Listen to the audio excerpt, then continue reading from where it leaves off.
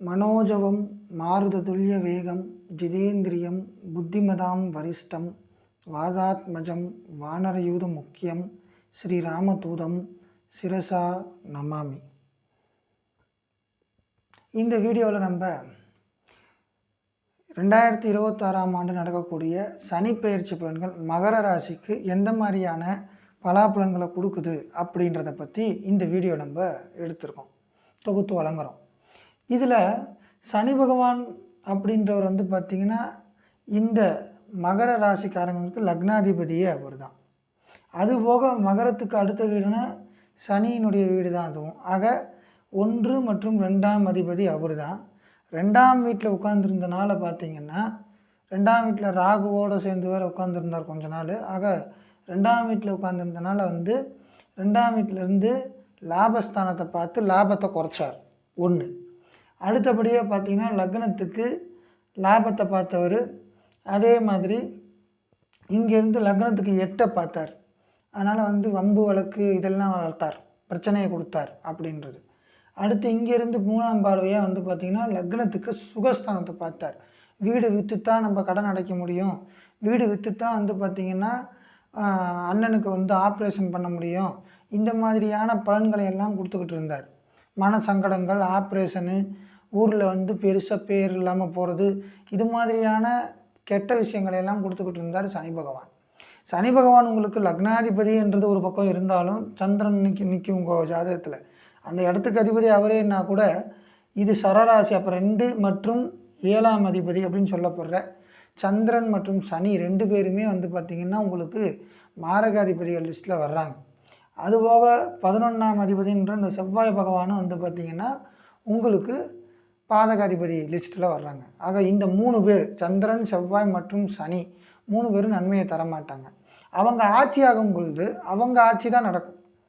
அப்போ சனி பகவான் 2ஆம் வீட்டில் இருக்கிறனால பார்த்திங்கன்னா வீட்டுக்குள்ளே இருக்கிற மனக்கசப்பு, குடும்பத்துக்குள்ளே மன சஞ்சலங்கள் கொஞ்சம் இருக்கும்.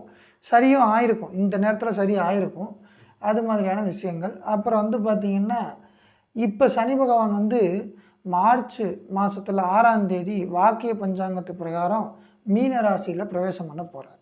இந்த மீன ராசிக்கு போகிறவர் என்ன பண்ணுவார் அப்படின்னு பார்க்க போனால், இந்த லக்னாதிபதி 2ஆம் அதிபதி சனி பகவான் 3ஆம் இடம் ஏறுறது நன்மையே. மாரகாதிபதியாக இருக்கிற அவர், லக்னாதிபதியாக இருக்கிறவர் 3ஆம் இடம் தைரிய ஸ்தானம், வீரியஸ்தானம் அப்படின்னு சொல்லப்படுற இந்த போர்ஷனுக்கு பார்த்திங்கன்னா அவர் குடிபெயர்றது அப்படின்றது ரொம்ப நல்லது. யாருக்கு? இந்த மகர ராசிக்காரங்களுக்கு. அப்புறம் இந்த வீட்டில் சனி பகவான் ஆட்சி பெற்றிருந்தனால பார்த்திங்கன்னா ஏதாச்சும் மகர ராசிக்காரங்க தொழில் பண்ணாங்க அப்படின்னா அந்த தொழிலை நல்லா விரிவுபடுத்துவாங்க. ஆனால் பெரிய அளவிலான வருமானம் பார்க்க முடியாது, எதிர்பார்த்த வருமானம் பார்க்க முடியாது. ஆனால் தொழிலை விரிவுபடுத்துவாங்க, பிரான்ச்சஸ் நிறைய போடுவாங்க, இந்த மாதிரி விஷயங்கள்லாம் நடந்துடும். அப்போ அவங்களுக்கெல்லாம் பார்த்திங்கன்னா லாபத்தில் சனி பகவான் பார்த்துட்டு இருந்தனால பன்மடங்கு பெருக்கினாலும் லாபத்தை எதிர்பார்த்த அளவுக்கு எடுக்க முடியாது. சரி, இனிமேல் வருங்காலத்தில் எடுக்க முடியுமா அப்படின்னா கண்டிப்பாக முடியும். ஸோ தைரியஸ்தானம், ஸோ இருக்கிறத இந்த கட்டமைப்பை, குடும்பத்தை எப்படி நிர்வகிக்கணும். பெண்கள்கிட்ட பார்த்திங்கன்னா வர்ற பண வரவு குடும்பத்துக்கு அதிகமாக கடன் வாங்குற மாதிரியே இருக்குது அப்படின்ற அந்த பெண்களுடைய இது இருக்கும். ஸோ அவங்களுக்கெல்லாம் பார்த்திங்கன்னா அவங்களே சம்பாதிச்சா கூட ரெகுலர் ஒர்க்கு முடிக்க முடியல, ரொட்டீன் அப்படின்றது, அதிலிருந்து ஒரு விடுதலை கிடைக்கும் அப்படின்றோம் பெண்களுக்கு பொறுத்த வரைக்கும். ஆக குடும்பத்தில் நிலவின பண வரவு பிரச்சனைகள், அப்புறம் பார்த்திங்கன்னா மற்ற ஒரு சில வாக்கு சொன்னால் பலிதமாகாமல் இருக்கிற அந்த மாதிரி பிரச்சனைகள்லாம் பார்த்திங்கன்னா இனி வராது அப்படின்றோம். அப்புறம் பார்த்திங்கன்னா 11ஆம் இடம் லாபஸ்தானத்தை பார்த்தோன்னா லாபம் குறைவு, இனிமேல் லாபம் அதிகமாகும். அடுத்து பாருங்கள், சனி பகவான் தன்னுடைய இடத்துல இருந்து 3ஆம் பார்வையாக லக்னத்துக்கு 5 பார்க்குறார். ஆக 5ஆம் வீட்டில் கொஞ்சம் பார்த்திங்கன்னா பிரச்சனையை கொடுப்பார். குழந்தைகள் வழியில் பார்த்திங்கன்னா குழந்தைகளுக்காக வேண்டி இருக்கிற தம்பதிகளுக்கு குழந்தை பிறக்கும். இந்த 2.5 வருஷத்தில் பார்த்திங்கன்னா குழந்தை பிறக்கிறதுக்கு வாய்ப்புகள் இருக்குது. ஆனால் குழந்தை பிறந்தாலும் பார்த்திங்கன்னா குழந்தைகளுக்கு ஏதாவது ஒரு கஷ்டத்தை கொடுக்கறதுக்கு உண்டான வாய்ப்பு இருக்குது. யூஸ்வலாக இப்போ ஸ்கூல் கோயிங் ஸ்டூடெண்ட்ஸை வச்சுருக்கிற தாய்மார்கள்லாம் பார்த்திங்கன்னா இப்போ குழந்தைங்க இந்த 2.5 வருஷம் நம்ம ஒன்று சொன்னால் அவங்க ஒன்று புரிஞ்சுக்குவாங்க, நமக்கு எதிராக தான் நிற்பாங்க அப்படின்ற மாதிரியான கணக்குகள்லாம் எடுக்கிறோம். அடுத்து குலதெய்வ பரிகாரம் விட்டு போச்சு அப்படின்னா இந்த வாட்டி குலதெய்வ பரிகாரத்தை அதிகப்படுத்துங்க. அப்படி அதிகப்படுத்துகிறப்ப நம்ம ஒன்று நினச்சா நடக்கிறது ஒன்று அப்படின்ற மாதிரியான விஷயங்கள்லாம் நடக்காமல் நல்லபடியான நல்ல விஷயங்கள்லாம் வந்து பார்த்திங்கன்னா எதிர்பார்க்கலாம். குலதெய்வ வழிபாடை மட்டும் விட்டுறாதீங்க. ஆக லக்னாதிபதி 5ஆம் வீட்டை பார்க்குறது நன்மை, ஆனால் மாரகாதிபதி 5ஆம் வீட்டை பார்க்குறது நன்மை கிடையாது.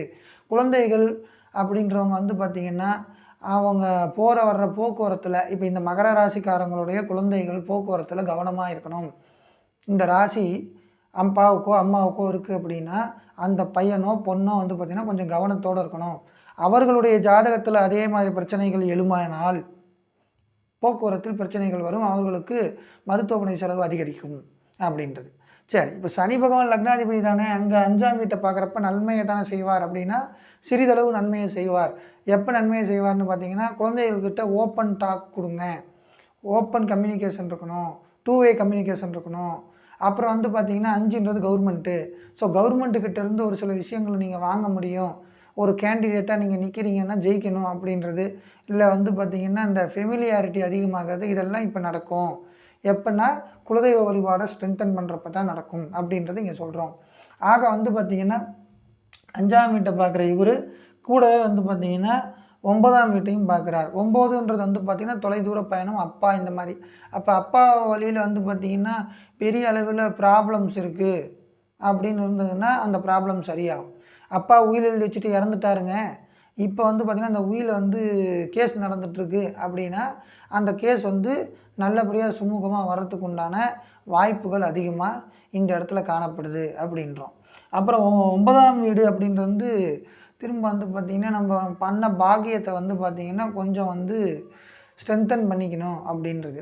ஆக வந்து பார்த்திங்கன்னா நீங்கள் என்ன பண்ணால் உங்களுடைய ஒரு பார்ட் லாபத்தில் ஒரு பார்ட் ஒரு 5%, 2% அல்லது 1% எடுத்து நமக்கு ஆர்ஃபனேஜு அப்புறம் ஓல்டேஜ் ஹோம்ஸு இவங்களுக்கெல்லாம் கொடுத்து வர நன்மை பிறக்கும் அப்படின்றோம். அப்பாவினுடைய கவனம் அப்படின்றது இருக்கணும். அப்பாவினுடைய உடல்நலத்தில் மிகுந்த கவனம் தேவை அப்படின்றத இந்த நேரத்தில் சொல்கிறோம். அப்புறம் வந்து பார்த்திங்கன்னா ஃபாரின் ட்ரிப்பு, ஃபாரின் ஊருக்கெல்லாம் போகலாம் அப்படின்னா உங்களுடைய சுயஜாதகம் நல்லபடியாக இருந்தால் கண்டிப்பாக ஃபாரின் ட்ரிப் போகலாம் அப்படின்றது. படிக்கிறதுக்காக ஃபாரின் ட்ரிப் போனோமா, இல்லை ஒர்க் பண்ணுறதுக்காக ஃபாரின் போயிட்டு ஒர்க்கிங் ப்ரொஃபஷனலாக இருக்கணுமான்றது உங்கள் ஜாதகத்தை பொறுத்து தான் அது மாறும். ஆக வந்து பார்த்திங்கன்னா இதை வந்து ஜாதகத்தோடு ஒப்பிட்டு தான் பலன் எடுக்க வேண்டும். அடுத்து பார்த்திங்கன்னா லக்னத்துக்கு 12ஆம் வீட்டை பார்க்குறதுனால நிம்மதி குறைவு கொஞ்சம் ஏற்படும். மருத்துவமனை செலவு வந்து பார்த்திங்கன்னா ஓரளவுக்கு குறையும். இந்த ராசிக்காரங்களுக்கு இருக்கிற மருத்துவமனை செலவு கொஞ்சம் குறையும்.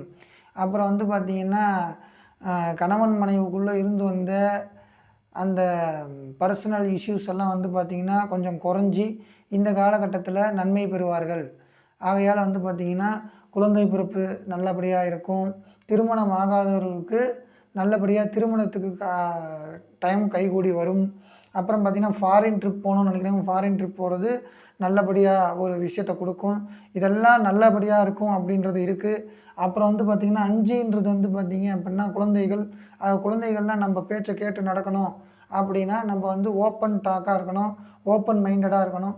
குழந்தைங்களுக்கு எல்லாத்தையும் நீங்கள் இப்போ எடுத்து சொல்லணும் அப்படின்றத நம்ம சொல்ல வர்றோம்.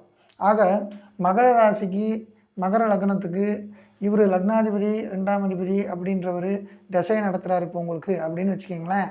லக்னாதிபதி 2ஆம் அதிபதி திசை நடத்துகிறார். 2லேருந்து திசை நடத்தினா இந்த இடத்துல உங்கள் சுய ஜாதகத்தில் பிறப்பினுடைய ஜாதகத்தில் இங்கே சனி பகவான் இருந்தால் பிரச்சனை இப்போ தான் அப்படின்றது. அடுத்து இந்த சனி பகவான் மேலே சனி பகவான் வந்து பார்த்திங்கன்னா போன 2.5 வருஷம் போயிருந்தாங்க அப்படின்னா 2.5 வருஷம் பெரிய மனப்போராட்டங்கள்லாம் தாண்டி தான் இப்போ வந்துட்டுருப்பீங்க. அது வந்து இனிமேல் நல்லபடியாக வரும் அப்படின்றது. ஆக லக்னத்துக்கு 3 தைரிய ஸ்தானம், சனி எங்கே போனாலும் அதை வளர்த்துருவார். அதுபோக உங்களுக்கு லக்னாதிபதி 2ஆம் அதிபதி பண வரவு நம்ம எதிர்பார்த்தபடி இல்லையே அப்படின்னு இவ்வளோ நாள் இருந்திருக்கும். அப்புறம் பார்த்திங்கன்னா தொழில் அமைப்பு பெரிய அளவில் வந்து கை கொடுக்காது அப்படின்னு சொல்லிட்டு ஒரு முடிவெடுக்கிற ஸ்டேஜில் இருப்பீங்க. மறுபடியும் உங்களுடைய தாட்ஸ் வந்து ரீகன்சிடர் பண்ணுங்கள். கன்சிடரேஷன் போயிட்டு அதுக்கு தகுந்த மாதிரி சுயஜாதகத்தில் பிஸ்னஸ் பண்ணுற யோகம் இருக்குது, கை கொடுக்கும் அப்படின்னா அதை வந்து தொடரலாம். அப்படி இல்லைன்னா அது இப்போ இது பண்ணிவிட்டு கடன்லேருந்து வெளியே வர்றதுக்கு உண்டான அந்த வாய்ப்புகள் இருக்குது. அப்புறம் பார்த்திங்கன்னா இப்போ வந்து தைரியஸ்தானத்தில் சனி போகிறனால எதையும் தீர்க்கமாக தைரியமாக வந்து பார்த்திங்கன்னா ஒரு பலன் உண்டு அப்படின்றோம். ஆக தீர்க்கமாக தைரியமாக இருக்கணும், நீதி நேர்மையோடையும் கொஞ்சம் இருக்கணும். அப்படி இருக்கும் பொழுது வந்து பார்த்திங்கன்னா இவர் நன்மையை கொடுப்பார். அதில் வந்து எந்த விதமான மாற்று கருத்தும் இல்லை. ஸோ இதெல்லாம் ப்ளஸ் பாயிண்ட். மைனஸ் பாயிண்ட்னா அப்பா உடல்நிலையை பார்த்துக்கணும், குழந்தைகளுடைய உடல்நிலை பார்த்துக்கணும், குழந்தைங்கிட்ட வந்து பார்த்திங்கன்னா நல்லது கெட்டதை எடுத்து சொல்லணும். இல்லைன்னா அவங்க வந்து நம்ம பேச்சு கேட்காம இருப்பாங்க. அவருடைய பியர் குரூப்ஸ் எந்த அளவுக்கு இருக்குன்றதை பார்த்து அது வந்து என்ன மாதிரி ஆகுன்றது இருக்குது. அப்புறம் 12ஆம் வீட்டை பார்த்துட்ருக்காருன்னு நம்ம சொன்னனால வந்து பார்த்திங்கன்னா தூக்கமின்மை அப்படின்றது கொஞ்சம் வர்றதுக்கு வாய்ப்பு இருக்குது. ஆக அதெல்லாம் சரி பண்ணணும். ஓகேங்களா? அப்போ இந்த மைனஸ் பாயிண்ட் யாருக்கு நடக்கும்னு பாருங்கள். விரையாதிபதி, 3ஆம் அதிபதி ரெண்டுமே குரு பகவான் தான். ஆக குரு பகவானுடைய திசை நடக்கிறவங்களுக்கு ஃபுல்லாக மைனஸ் தான் நடக்கும் அப்படின்றது. அடுத்து லக்னத்துக்கு 6ஆம் அதிபதி புதன் பகவான்.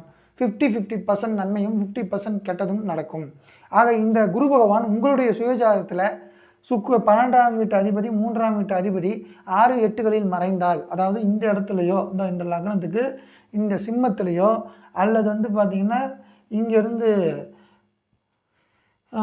புதனுடைய வீடான மிதுனத்தில் இருக்கும் பொழுது வந்து பார்த்திங்கன்னா பலன் வந்து கொஞ்சம் கம்மி பண்ணி நற்பலன்களை அதிகப்படுத்தி கொடுப்பார். ஃபாரின் ட்ரிப்பு போனவங்கெல்லாம் வந்து பார்த்திங்கன்னா ஃபாரினை விட்டு வந்துடலாம் சாமி, முடியாது அப்படின்னு நினச்சிட்டு இருப்பாங்க. இப்போ வந்து பார்த்திங்கன்னா இனிமேல் இருக்கலாமா அப்படின்னு ஒரு விஷயத்தை கொண்டு வந்து மைண்டில் ஏற்றுவார் அப்படின்றது. ஸோ ஃபாரினில் இருக்கீங்க அப்படின்னா இந்த குரு தசை நடக்குதுன்னா நீங்கள் ஊருக்கு வந்து சேர்ந்துறது நல்லது. குரு தசைக்கு அப்புறம் வந்து பார்த்திங்கன்னா மற்ற திசைகள் நல்லாயிருக்கும் அப்படின்றது. எது இருந்தாலும் உங்கள் சுயஜாதகத்தை வந்து கன்சிடர் பண்ணுறப்ப தான் இன்னும் அக்யூரசி எடுக்க முடியும். அப்புறம் பார்த்திங்கன்னா சனி பகவான் உங்களுக்கு லக்ன மற்றும் குடும்பஸ்தானாதிபதி. ஆக நீங்கள் வந்து தான் வந்து பார்த்திங்கன்னா குடும்பத்தை நடத்துகிறேன்னு சொல்லி குடும்பத்தில் பிரச்சனைகள் வந்திருக்கும். இந்த பிரச்சனைகளுக்கெல்லாம் சொல்யூஷன் வரும். இப்போ இதெல்லாம் வந்து இருக்குது அப்படின்னு பார்க்குறோம். ஆக அடுத்தபடியாக வந்து பார்த்திங்க அப்படின்னா சூரியனுடைய திசை நடந்தால் லக்னத்துக்கு 8ஆம் அதிபதி திசை, புதன் அப்படின்றது 6ஆம் அதிபதி திசை, குருன்றது 12ஆம் அதிபதி திசை. அவங்க மறைஞ்சு இருந்தால், புரியுதுங்களா, பலம் குன்றி இருந்தால் நல்ல பலனை கொடுப்பாங்க அப்படின்றது ஒரு பக்கம் பார்க்கப்படுறோம். அப்புறம் 1ஆம் அதிபதின்ற சனி பகவானே, 5ஆம் அதிபதின்ற சுக்கிர பகவான், அப்புறம் 9ஆம் அதிபதின்ற புதன் பகவான். இப்போ இந்த இடத்துல 6ஆம் அதிபதியாகவும் வந்துட்டார், புதன் 9ஆம் அதிபதியாகவும் வந்துட்டார். அப்படின்றனால தான் நான் 50% அப்படின்ற மாதிரி சொல்லியிருந்தேன்.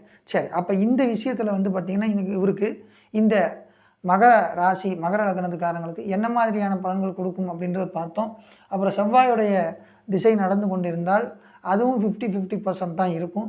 ஸோ சுக்கிர திசை அப்படின்றது வந்து பார்த்திங்கன்னா ஒரு நல்ல பலனை நம்ம எதிர்பார்க்கலாம். 100% நல்ல பலனை எதிர்பார்க்கலாம். சுக்கிரன் நல்ல பலம் பெற்று இருக்க வேண்டும். ஏன்னா உங்கள் ஜாதகத்தில் வந்து பார்த்திங்கன்னா 10ஆம் அதிபதி, தொழில் ஸ்தானாதிபதி அவர் தான். ஆக வந்து பார்த்திங்கன்னா இந்த இடத்துல 8வது வீட்டை சனி பகவான் பார்த்து பிரச்சனையை கொடுத்தாரு. இப்போ 9ஆம் வீட்டை பார்க்குறதுனால வந்து பார்த்திங்கன்னா உங்களுக்கு அந்த பிரச்சனைகளிலிருந்து வெளிவரத்துக்கு உண்டான வாய்ப்பு, அந்த வே வந்து பார்த்திங்கன்னா உங்களுக்கு வந்து கொடுத்துருவார் அப்படின்றது பார்க்குறோம். சரி, இப்போ இதிலிருந்து கஷ்டமான சமயங்கள் தான் இருக்குது அப்படின்றத நீங்கள் தெரிஞ்சுக்கிட்டீங்க. மேலும் மேலும் வந்து இப்போ இது வந்து 2.5 வருடங்களுக்கு உண்டான பலன். ஆக இந்த 2.5 வருடத்துக்கு உண்டான பலனில் பிரச்சனை இருக்குது அப்படின்னா குலதெய்வ வழிபாடு, அப்புறம் வந்து ஆர்ஃபனேஜில் ஒரு பார்ட் ஆஃப் அமௌண்ட்டை வந்து இன்வெஸ்ட் பண்ணுறது, அப்படி இல்லைன்னா ஓல்டேஜ் ஹோம்ஸ்க்கு டொனேஷன் கொடுக்குறது, இது மாதிரியான பலன்கள் நமக்கு வந்து நல்லபடியாக வரணும்னா செய்ய வேண்டிய பரிகாரங்கள். அடுத்தபடியாக வந்து பார்த்திங்க அப்படின்னா சனிக்கிழமை வந்து பார்த்திங்கன்னா காக்காவுக்கு எல் சாதம் வைக்கிறது, இது மாதிரியான பரிகாரங்களை பண்ணும் பொழுது, செருப்பு தானம் பண்ணுறது, இது மாதிரியான பரிகாரங்களை எல்லாம் பண்ணும் பொழுது சனி பகவான் உங்களுக்கு லக்னாதிபதியாக இருந்து எந்த இடத்துல இருந்து பிரச்சனை கொடுக்குற மாதிரி இருந்தாலும் அந்த பிரச்சனை கொஞ்சம் சரியாகும் அப்படின்றது. ஆக இந்த நேரத்தில் வந்து பார்த்திங்கன்னா நம்ம இந்த வீடியோவில் கொடுக்க போகிற பலாபலன்களை எல்லாம் பார்த்தோம். மகர ராசிக்காரங்க கமெண்ட் பண்ணுங்கள், என்ன மாதிரியான பலாபலன்களும் உங்களுக்கு நடந்துகிட்ருக்கு, அதில் இருந்து வெளியே வர்றதுக்கு என்ன மாதிரியான பரிகாரங்கள் அப்படின்றத வந்து பார்த்திங்கன்னா இப்போ நம்ம பார்த்ததுலேருந்து எடுத்து பண்ணுங்கள். ஆக நம்மளுடைய மகர ராசி நேயர்கள் அத்தனை பேரும் இன்புற்று வாழ உங்களிடமிருந்து விடைபெறுவது உங்கள் அன்பு பாலஜோதிடர் மெஜஸ்டிக் எஸ். கார்த்திக் ராஜா. நன்றி, வணக்கம்.